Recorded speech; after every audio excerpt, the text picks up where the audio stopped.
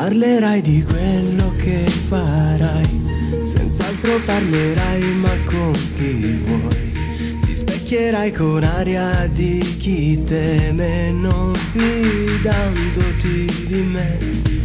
Ho scelto le più belle fra le tue, ne ho fatto un poster di fotografie, per far capire quanto sia importante avere un'immagine di te.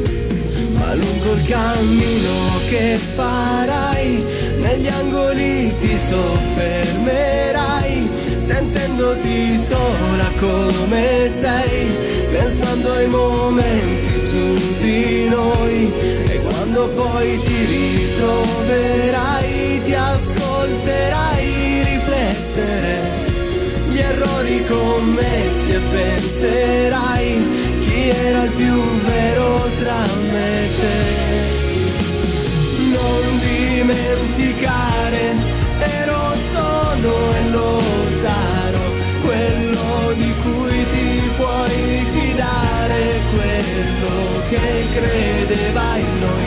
Non mi dovevi giudicare su quello che non sarò mai, l'avrai capito, ero, sono e lo sarò. Fermati ed osserva ciò che sei, non hai nient'altro che gli amici tuoi.